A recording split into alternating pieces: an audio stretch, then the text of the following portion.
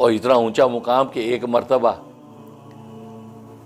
مشرکین مکہ کے روسا مشرکین آئے ہوئے ہیں، آپ ان کو دعوت دے رہے ہیں، اور امام عبداللہ ابن مکتوم کو خبر نہیں ہوئی تو آ گئے رسول اللہ اور کہا کہ مجھے فلاں آیت بتا دیجئے، کچھ تعلیم کر دیجئے۔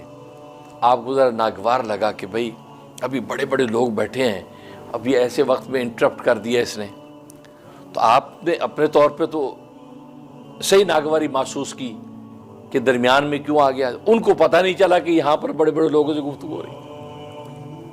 آپ نے ذرا ناگواری کی اور ذرا چہرہ پھیر لیا اور ان کو رخصت کیا۔ سورۃ عبس و تولی نازل، عبس و تولی، چین بجبی ہوا، منہ پھیر لیا۔ ان جاءہ الاعمی، جب ایک نابینا اس کے پاس آیا۔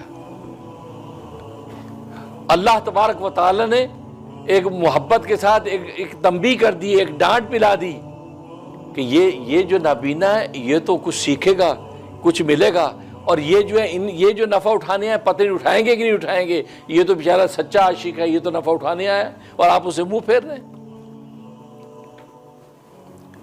تو اس کے بعد جب بھی وہ مجلس میں آتے تھے تو رسول اللہ صلی اللہ علیہ وسلم کھڑے ہو جاتے تھے اور فرماتے کہ یہ وہ شخص آ گیا کہ جس کی وجہ سے اللہ تبارک و تعالی مجھ پر عتاب فرمایا۔